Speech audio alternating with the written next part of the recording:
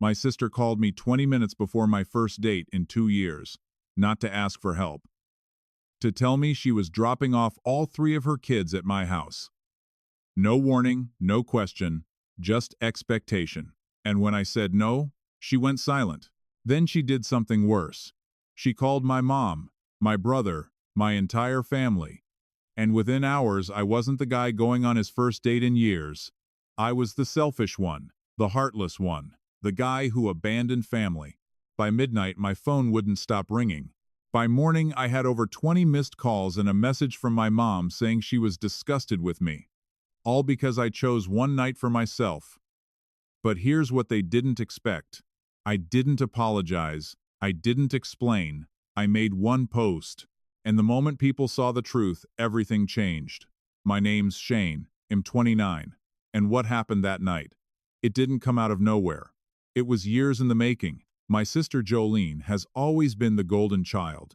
Not in a quiet, subtle way. I mean obvious. The kind of obvious where even as a kid you can feel it even if no one says it out loud. She was the one everyone paid attention to. The one teachers loved. The one my mom worried about the most, protected, the most defended, the fastest. If Jolene messed up, there was always a reason. She was tired. She was stressed. Someone else pushed her. If I messed up, I should have known better. That was the difference. And it wasn't just discipline. It was everything. Jolene got the car at 16. I got rides when it was convenient. Jolene needed help. Everyone showed up. I needed help. I figured it out. You stop noticing it after a while. Not because it goes away, but because it becomes normal. Like background noise you learn to live with. And my mom? She's not a bad person. She really isn't. She loves us. But when it comes to Jolene, it's like something switches off. Logic doesn't apply. Fairness doesn't apply. Jolene isn't wrong. She's just struggling. She's just overwhelmed. She just needs help, always. And the rest of us? We're just expected to adjust, to make it easier, to not make a big deal out of things, especially me. Because somewhere along the way, I became the reliable one, the easy one, the one who doesn't complain, the one who says yes. And when you're that person long enough, people stop asking. They just assume. They assume you'll be there. They assume you'll handle it. They assume your life can be moved around to fit theirs. And for a long time, they were right, because I let them. I kept the peace. I avoided conflict. I told myself it wasn't worth it. It was just easier to go along with things than to fight a battle I knew I wouldn't win. But what I didn't realize back then was that every time I said yes, I was teaching them something. I was teaching them that my time didn't matter, that my plans didn't matter, that I didn't matter. And by the time I finally saw it clearly, that pattern was already set. So when Jolene called me that night, 20 minutes before my date, and told me she was dropping off her kids, she wasn't asking for a favor. She was following a script that had worked her entire life. She just didn't realize this time I wasn't going to play my part. So I built my own life. Not loud, not impressive, just mine. I went to trade school, became an electrician, the kind of job where you show up early, get your hands dirty, and go home tired but in a good way. I worked my way up slowly, saved where I could, and eventually I bought a small house. Nothing fancy, one floor, a creaky porch, a kitchen that always smelled faintly like coffee and sawdust. But it was mine. No chaos, no expectations, no one telling me what I owed them, just quiet. And then there was Captain. I got him about a year after I moved in. Big dog, loyal, way too smart for his own good. He had this habit of sitting by the door every evening waiting for me to come home like I was the most important person in the world. Didn't matter how bad my day was, that kind of welcome does something to you. So yeah, my life was simple. Work all day. Come home. Feed Captain. Maybe throw on a game or a documentary. Go to bed. Do it again. And for a while, that routine felt safe. Because after my last relationship, safe was all I wanted. We were together for 3 years. I thought it was real. I thought it was going somewhere. Then one day it wasn't. She met someone else. Just like that. No big fight, no dramatic ending, just gone. And I don't think it broke me in some loud, obvious way. It was quieter than that. It just shut something off. I stopped putting myself out there. Stopped taking chances. Dating felt pointless. Like starting something I already knew could end the same way. So I didn't. I worked. I came home. I existed. And over time, that became my normal. Weeks blurred together, then months. And before I really noticed it, almost 2 years had passed. 2 years of not trying, not hoping, not risking anything, just staying in my lane, staying comfortable, staying alone. And the thing about that kind of life is it doesn't feel bad at first. It feels controlled, predictable, safe.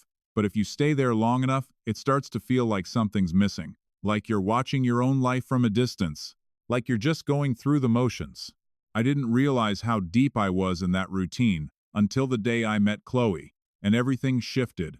Before Chloe, there was Paige. We were together for 3 years, and I wasn't just dating her, I was building a future in my head. The kind where you stop thinking about if, and start thinking about when we'd move in together, when things would get more serious, when life would finally feel settled, and then one day, it just ended. No warning signs I could clearly point to. No big fight that made it make sense. She met someone else. And that was it. Just like that, everything I thought was solid wasn't. And the worst part wasn't even losing her. It was what came after. That quiet question that doesn't go away. What did I miss? What wasn't enough? I replayed everything. Conversations, moments, little things I should have seen. And the more I thought about it, the less I trusted my own judgment. Because if I could be that wrong about someone, what else was I wrong about? So I stopped trying. Not in a dramatic way. I just pulled back. No dates, no apps, no putting myself out there. I told myself I was just focusing on work, that I didn't need the stress. But the truth? I didn't trust it anymore. Didn't trust people. Didn't trust timing. Didn't trust myself to not end up in the same place again. And after a while, you get used to that. Used to not hoping. Used to not risking anything. It's easier that way. Lonely, but easier. So when I met Chloe and she laughed at something dumb my dog did and actually stayed to talk, it didn't feel normal. It felt unfamiliar. Like something I hadn't allowed myself to feel in a long time. And when we started texting and it was easy and real, I kept waiting for it to fall apart. Because that's what I expected. That's what experience had taught me. But it didn't. And eventually I realized something. If I didn't take this chance, I might never take one again. So I asked her out, Saturday night, 7:30. Nothing fancy, just dinner. But to me, it wasn't just a date. It was a risk. A step back into something I'd spent 2 years avoiding. A chance to prove to myself that maybe I wasn't as broken as I thought. And for the first time in a long time, I actually hoped it would go well. The first time I met Chloe wasn't planned. I had taken Captain to the vet for a routine checkup. Nothing serious. Just one of those yearly visits where he acts like the world is ending because someone dared to look in his ears. He was pacing the lobby trying to investigate everything, including a rack of pamphlets he absolutely should not have been touching. "Captain, no, that's not food," I muttered, pulling one out of his mouth. That's when I heard it. A laugh. Light. Natural. Not forced. I looked up, and there she was, standing behind the counter watching the whole thing like it was the highlight of her day. "Hess really committed to that pamphlet," she said, smiling. Yeah, I shook my head. Hess been trying to educate himself. I think Hess going for a promotion. She laughed again, and I don't know what it was about that moment, but something shifted. Bold strategy, she said. Most dogs just go for treats. Captain likes to think long-term, I said, very career-focused. She leaned against the counter, a little clearly entertained. What's his field? Paper shredding. Specializes in important documents. Ah, she nodded seriously. High demand. We both smiled. And just like that, the conversation didn't end. It should have. It was one of those quick passing interactions you have with someone behind a counter, but it didn't feel like that. She asked how old he was. I asked how long Shed worked there. We went back and forth like that for longer than either of us probably expected. At one point, Captain tried to eat another pamphlet. Consistent, she said. Very, I replied. When they finally called his name, I almost felt disappointed. Like I was being pulled out of something before it had a chance to become anything. But as I turned to go, she said, "Hey, wait." I looked back. She grabbed a business card from the counter, flipped it over, and wrote something on the back. Her number. If Captain needs career counseling, she said, trying not to smile too much. I laughed.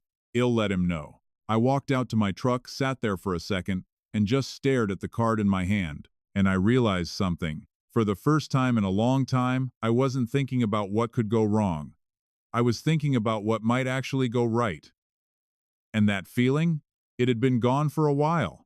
That Saturday night felt different from the moment I woke up. It wasn't just another day. It was something I hadn't done in a long time.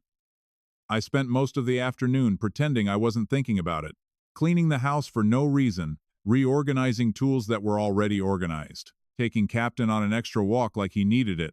But really, I was just trying to burn off the nerves.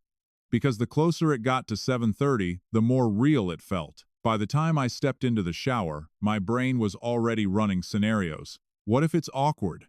What if I don't know what to say? What if she realizes I'm not that interesting? I shook my head, trying to shut it off. You've rewired entire buildings, I muttered to myself. You can handle dinner. Didn't feel convincing. I stood in front of the mirror longer than I should have. Tried on 2 shirts, changed both. Went back to the first one. Simple, clean, no logos. For most people, that's nothing. For me, that was effort. Captain sat on the floor behind me, watching like he was judging every decision. What? I said. This is important. He blinked. Unimpressed. Fair. I checked the time again. 7:05. Too early to leave, too late to relax. I grabbed my phone, opened the messages with Chloe, read through them for no reason, just to remind myself this wasn't in my head. She actually wanted to be there. She said yes. And that thought, that simple confirmation, meant more than I expected, because this wasn't just dinner. This wasn't just going out. This was me stepping out of a version of my life that had been stuck for 2 years. 2 years of not trying, not risking, not hoping for anything more. And tonight, that changed. At 7:10, I grabbed my keys, took one last look in the mirror. All right, I said quietly. Just don't screw it up. I headed for the door, and that's when my phone rang. Jolene. Hey, I need a huge favor. No hello. No, are you busy? Just straight into it. I sighed quietly. Hey Jolene, what's going on? I'm dropping the kids off at your place. He'll be there in like 20 minutes. I blinked. What? I said I'm dropping the kids off. Derek got called out for a run, and I just got invited to Meredith's thing downtown. I really need this. She said it fast. Like the decision had already been made. Like I was just the last step in the plan. Jolene, I said, trying to keep my voice steady, I can't tonight. There was a pause. Not confusion, not concern. That kind of pause where someone is trying to process why reality isn't lining up with what they expected. What do you mean you can't? I have plans. Another pause. What plans? I hesitated for half a second. Then I have a date. I'm literally about to leave. She laughed. Short, sharp, dismissive. A date? Shane, come on. I felt my jaw tighten. I'm serious. Okay, well just reschedule it, she said quickly. I really need this. Meredith's thing is a big deal, and I already told her it'd be there. I took a breath. You should figured out a sitter before you told her that. Silence. Then her tone shifted. Sharper now. Are you serious right now? I told you I have plans. It's just dinner, she snapped. You can do that anytime. It's not just dinner. It is though, she said, cutting me off. You don't even date. This isn't like some big thing. That one hit. I didn't respond right away. She kept going. I have 3 kids, Shane. 3. Do you know how hard that is? I never get time to myself. And you're seriously telling me you can't help me for a couple hours? You didn't ask me, I said quietly. You told me. Oh my God, she scoffed. Why are you being like this? Because I had no notice, Jolene. You can't just call me 20 minutes before and expect me to drop everything. I'm not asking you to drop everything, she said. I'm asking you to help your sister, with no warning, on a Saturday night. When I already have plans. It's not like your plans are more important than family. There it was. That line. That familiar weight behind it. I felt it pressing in, the guilt, the expectation, the same script it had been following my whole life. Shane, she said, voice tightening, I really need this. Just be there for me for once. I almost laughed. For once. But I didn't. I just stood there, phone in my hand, staring at the door, knowing if I said yes, this night was over before it even started. And for the first time, I didn't bend. No. Silence. Heavy. Sharp. Like the air had just shifted. You're serious? She said. Yes. Another pause. Then colder. Wow, I didn't respond. I guess I know where I stand with you, she added. That's not what this is. Yeah, she cut in. It is. And then, click. She hung up. Just like that. Like the conversation wasn't unresolved, just unacceptable. I stood there for a second, heart beating faster than it should be, phone still in my hand, and I knew that wasn't over. Not even close. I stood there, phone pressed against my ear keys in my other hand already halfway out the door. And everything she was saying felt familiar. Too familiar. I really need this. It's just one night. You're my brother. Same words. Different day. I could already see how this would go. I'd say yes. I'd cancel my plans. I'd sit at home watching her kids while she went out. And later, there'd be no thank you. Just normal. Like it was expected. Like it always was. I looked at the clock. 7:12. If I left now, I'd still make it. If I said yes, that was it. No date, no second chance. Back to the same routine. Work, home, repeat.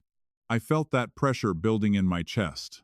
That old instinct, just say yes, keep the peace, don't make it a thing. It would be easier, it always was. But then another thought hit me, quiet but sharp. When does it stop?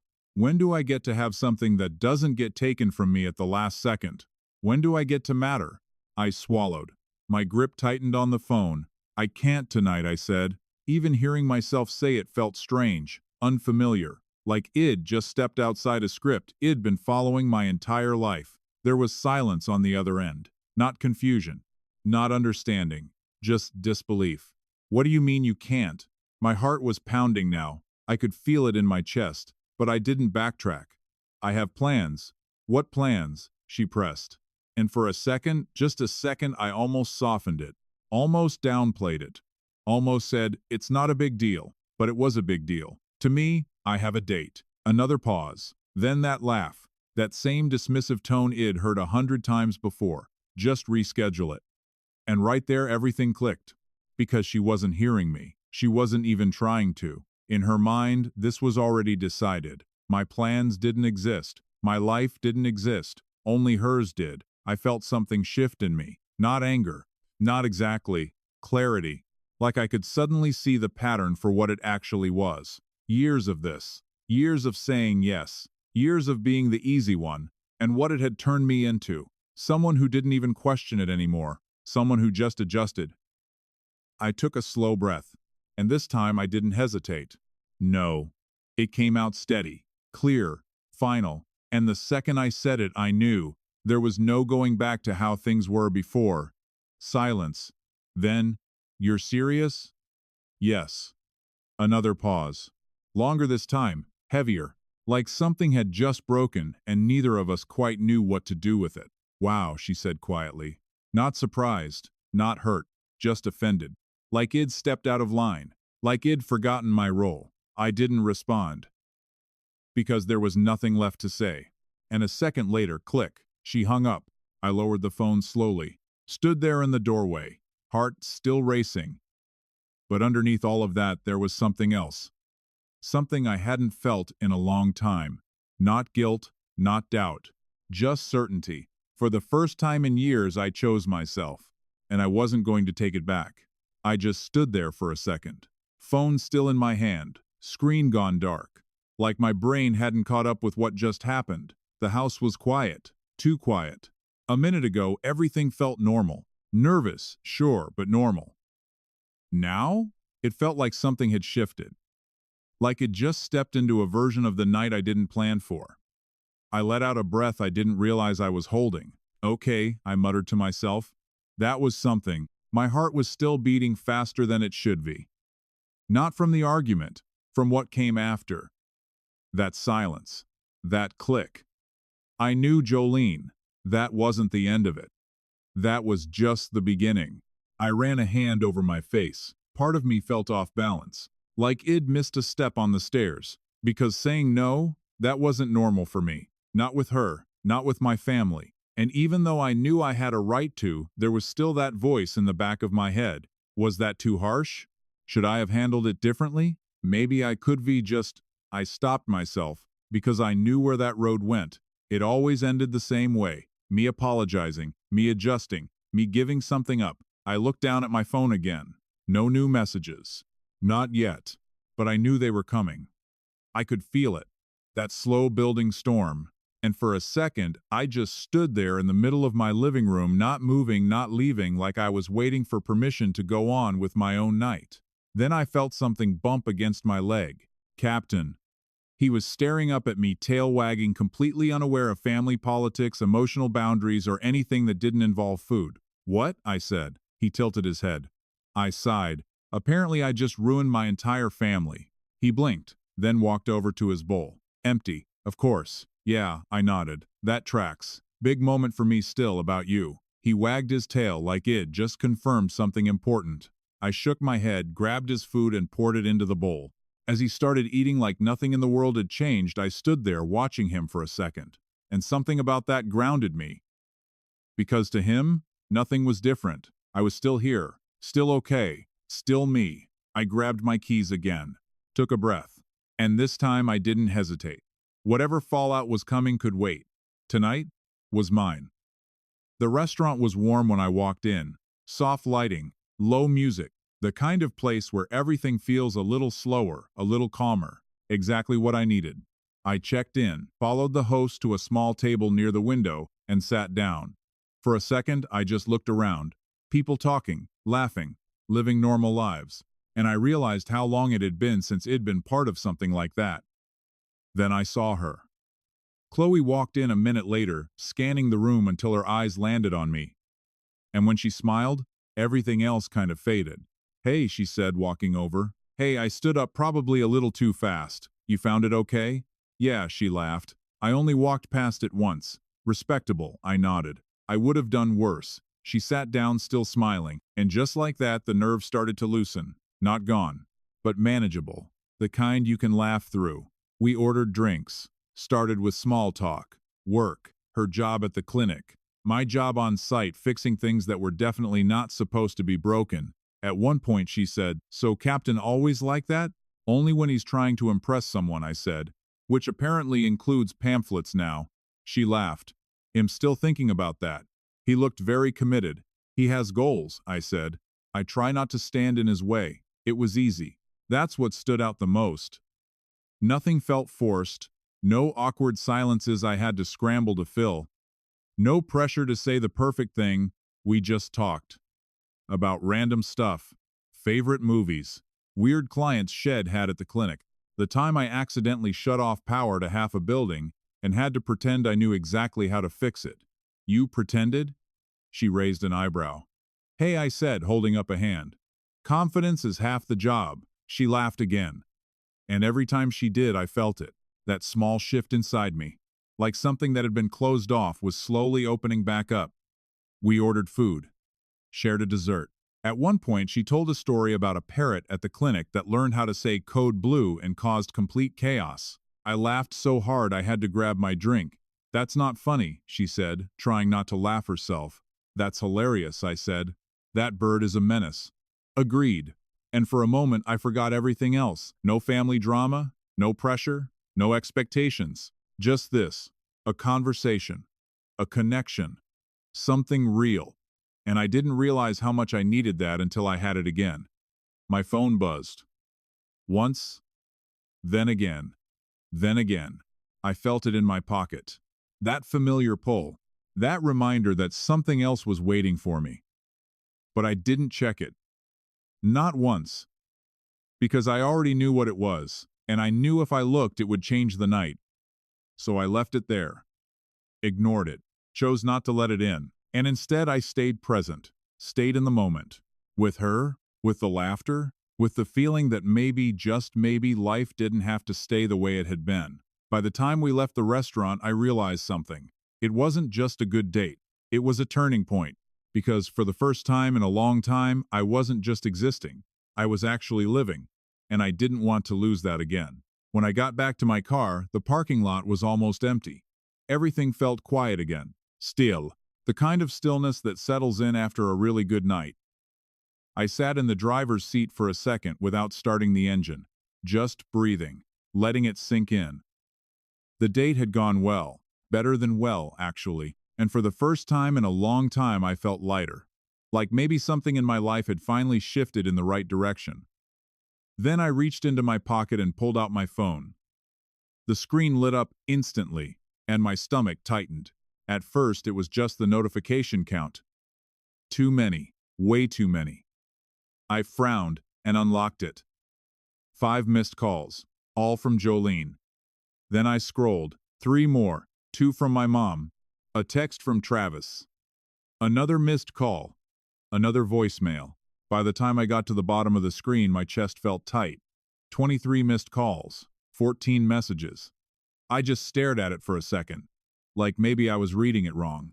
Like maybe my phone had glitched. But no. It was all real. And suddenly that quiet parking lot didn't feel peaceful anymore. It felt heavy. I opened the first text from Jolene. Seriously, Shane? The next one came 4 minutes later. Wow. Thanks for nothing. Then I guess I know where I stand with you. And then the tone changed. Fast. I had to cancel because of you. Mom agrees you're being selfish. I really hope your date was worth this. I stopped scrolling. Just for a second, because I could already feel it happening. That sinking feeling. That old familiar shift where somehow I was becoming the bad guy. I opened my mom's message next. Your sister needed you tonight. Then another. I raised you better than this. And then the voicemail. I didn't even want to play it. But I did. Her voice came through the speaker tight and controlled the way it always got when she was upset but trying to sound calm. Shane, Michael, I am so disappointed in you. That was all I needed to hear. I stopped it right there. Because once your mom uses your first and middle name in that tone, the storm has already made landfall. I looked at Travis' text last. It was shorter than the others. Hey man, Mom's really upset. Maybe just apologize and move on. Not worth the drama. I leaned back in my seat and stared through the windshield. Didn't move. Didn't start the car. Didn't even blink much. Because what hit me hardest wasn't the anger. It was how fast it happened. How fast Jolene had called everyone. How fast they had believed her. How fast the story had been decided without a single person asking me what actually happened. I checked the timestamps. She had wasted absolutely no time. By the time I was probably ordering dinner, she had already started building her case. By the time Chloe was laughing across the table from me, my family had apparently already chosen a side, and it wasn't mine. I looked back down at the screen. More messages were still coming in. The little vibration in my hand felt almost constant now. Buzz, buzz, buzz. Each one felt like another brick landing on my chest. And I remember thinking, of course, this is how it goes. Not one bad phone call. Not one angry text. A full family trial. Verdict first. Questions never. I sat there in the dark with the screen glowing in my hand, and that good feeling from the date started fading. Not all at once, just slowly. Replaced by confusion, then stress, then that deeper feeling underneath both of those. The one I hated most, doubt. Not because I thought I was wrong, but because my family had spent years making wrong feel familiar. And suddenly I knew. This wasn't over. It had barely even started. By the next morning, it wasn't just texts anymore. It was a full-blown narrative. And I wasn't the one telling it. I opened my phone still half asleep and saw a group chat I didn't even know existed. Family. Extended family. People I hadn't talked to in months, even years. All of them suddenly had opinions. I scrolled up. My Aunt Denise, I can't believe you would do that to your own sister. My cousin Rachel, she said she was crying and you just ignored her? Another message, family should come first. Always. I frowned. Crying? Ignored? That's not what happened. I kept reading. It got worse. She said you yelled at her. You slammed the door in her face. You knew she was overwhelmed and still refused. I actually sat up at that point. Because none of that was true, not even close. I wasn't yelling. I wasn't even in the same room. I was standing in my hallway trying not to be late for a date I hadn't had in 2 years. But somehow that version of the story didn't exist. Because nobody asked. They just accepted hers. Message after message kept coming in. Each one heavier than the last. You've changed, Shane. This isn't who you are. I thought you were better than this. And then the one that hit hardest. From my mom. She needed you, and you chose not to be there. Simple, calm, but loaded. Because it wasn't just disappointment, it was judgment. Final. Like the decision had already been made, and I didn't get a say in it. I stared at the screen reading the same messages over and over again, trying to figure out how we got here so fast, how one phone call turned into this. And then it clicked. This wasn't new. This was just amplified. Jolene didn't just tell them what happened. She told them a version of it. One where she asked nicely. One where she was desperate. One where I turned my back on her. And because that version fit the story they already believed about me, no one questioned it. I was the reliable one. So if I said no, there must have been something wrong with me. Not the situation, not her. Me. And the pressure that came with that realization was heavy. Because part of me wanted to fix it, wanted to jump into that group chat, explain everything, clear it up. But I knew how that would go.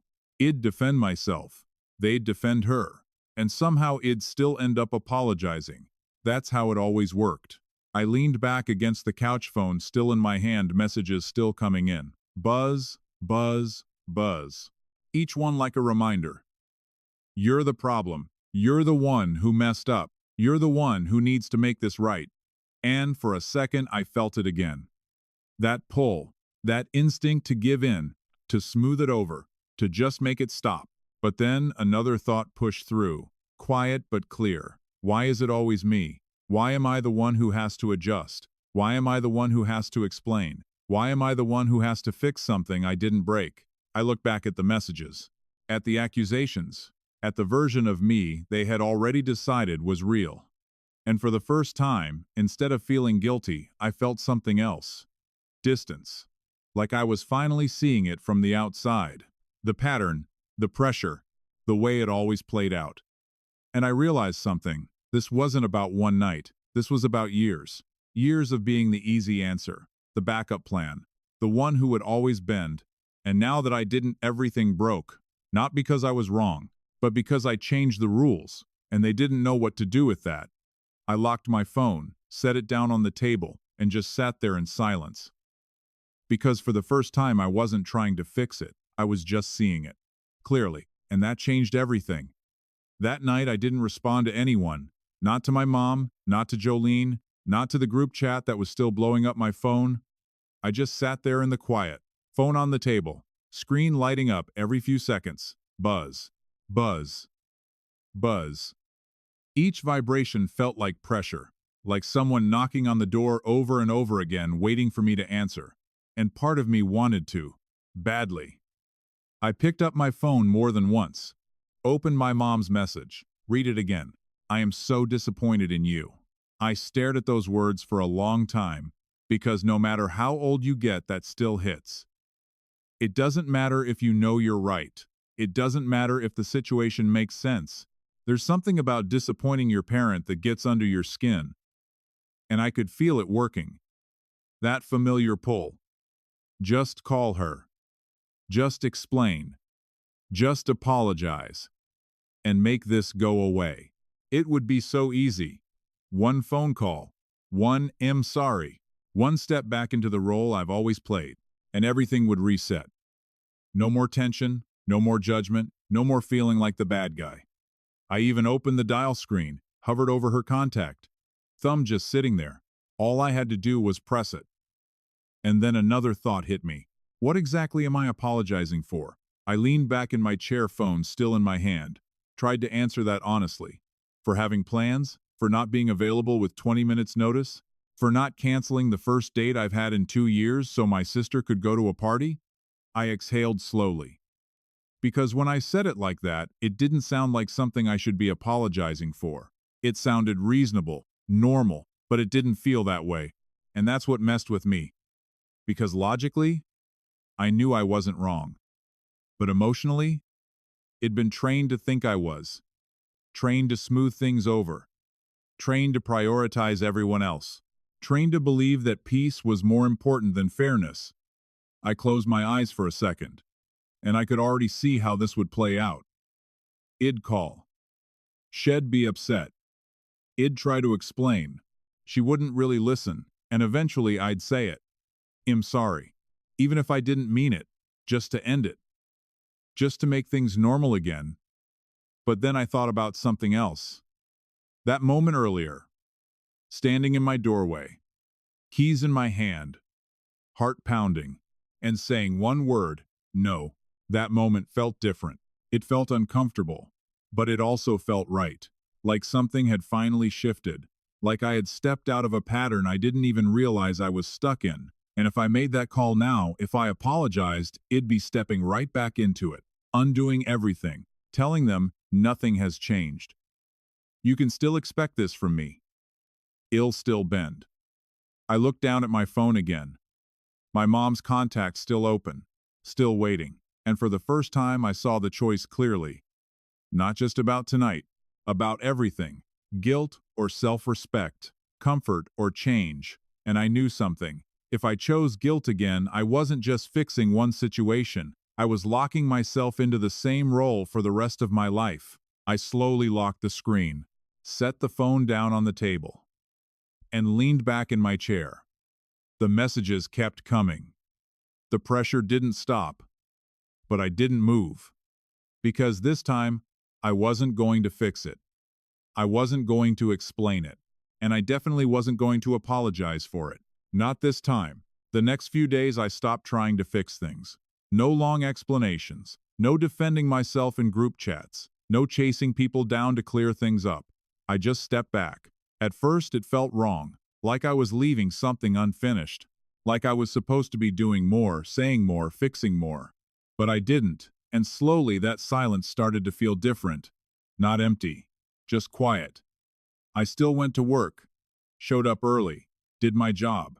Focused on things I could actually control. Wiring. Systems. Real problems with real solutions. There was something grounding about that. Something simple. You flip the wrong switch, it doesn't work. You fix it, it does. No hidden agendas. No emotional traps. Just cause and effect. And outside of work, I started paying attention to my own life again. Not my family's expectations. Not their reactions. Mine.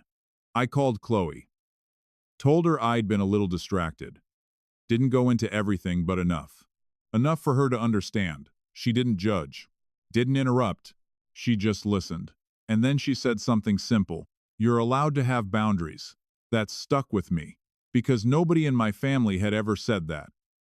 We went out again that weekend. Nothing fancy.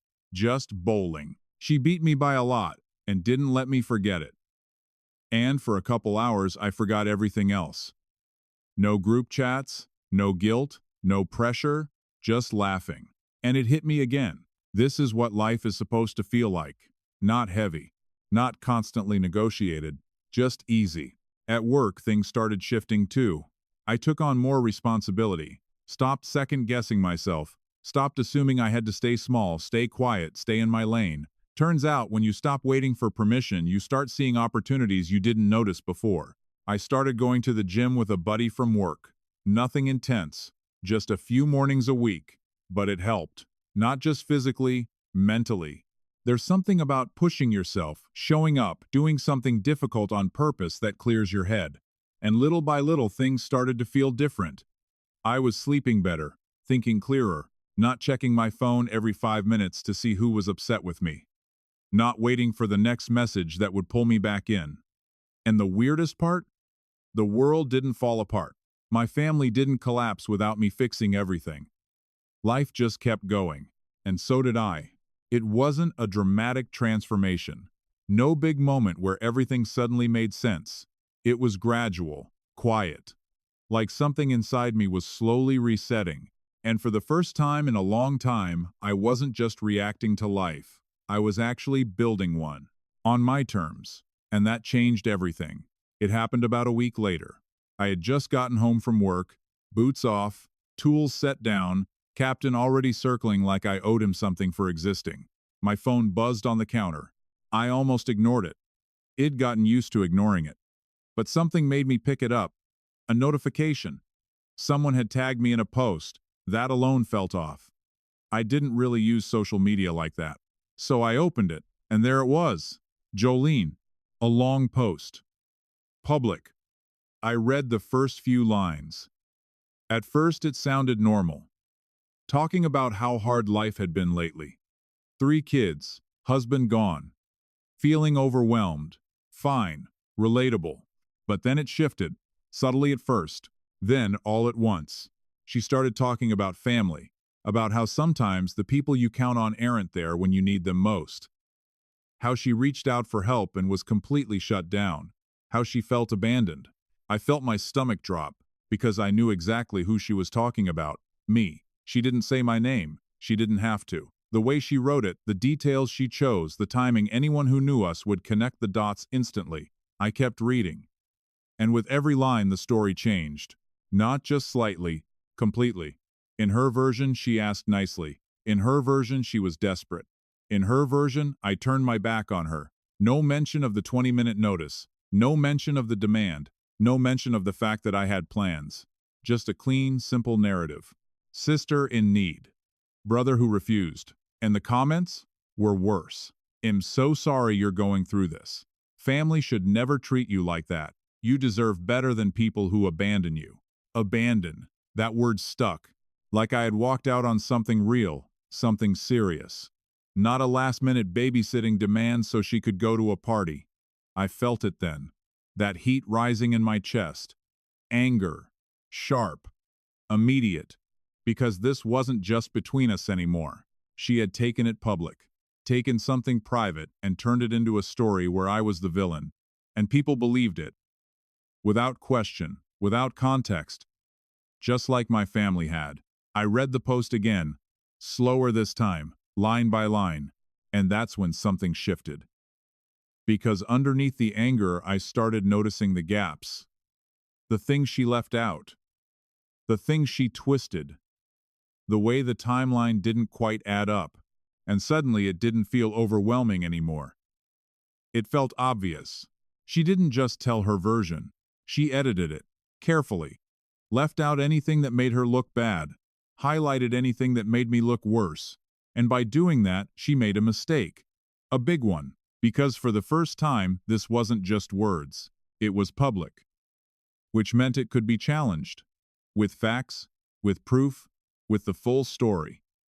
I locked my phone for a second, set it down on the counter, ran a hand over my face.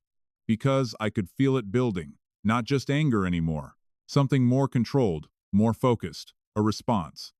And for the first time since all of this started, I didn't feel like I needed to defend myself. I felt like I needed to show the truth. And that was a very different thing. I didn't respond right away. Not to the post, not to the comments, not to the people tagging me. I waited. Because I knew if I reacted out of anger, it'd lose control of the story. And for once I didn't want to argue. I wanted to be clear. So I went back, scrolled through old messages, conversations I hadn't looked at in years. And when I saw them all together, it was obvious. The pattern, the tone, the way she never really asked, only told.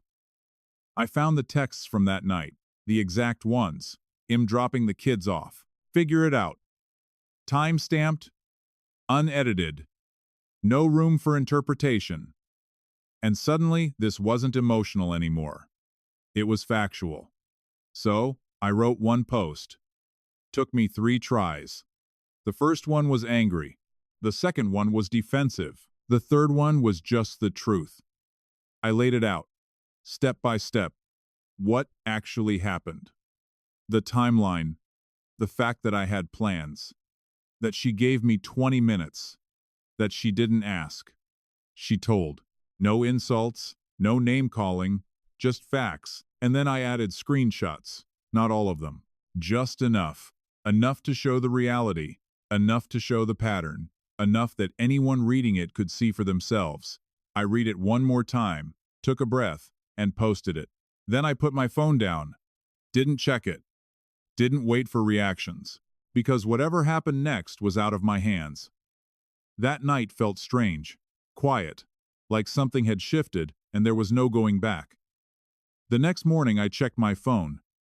And everything had changed. The notifications were overwhelming. Messages, comments, reactions. But the tone was completely different. People weren't defending her anymore.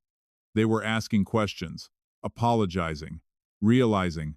My aunt sent me a message. I didn't know. I'm so sorry. My cousin. She told us something completely different. Even people I barely talked to reached out. Said they'd seen this kind of thing before. Said they understood. And then my mom called.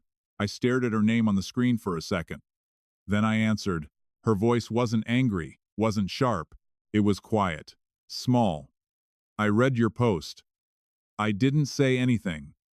I saw the messages. A pause. Then, I didn't know. And for the first time, I believed her. Not because it fixed everything, not because it erased what happened, but because it was honest. Jolene didn't call right away. When she finally did, it was different. No attitude, no control, just quiet. I'm sorry. And this time, it sounded real. Things didn't magically become perfect after that. They never do. But they changed. She started asking. Instead of telling. My mom started listening. Instead of assuming. And me? I stopped being the person who always said yes. Because I finally understood something. All of this, all the drama, the conflict, the fallout started with one word. No. Such a small word. 2 letters. But it changed everything. So if you're the one people always rely on, the one who always adjusts, the one who keeps the peace at your own expense, remember this. You're allowed to have a life. You're allowed to have plans. You're allowed to say no. And if people can't handle that, that's not your fault. Because sometimes the moment you stop saying yes to everyone else is the moment your real life finally begins.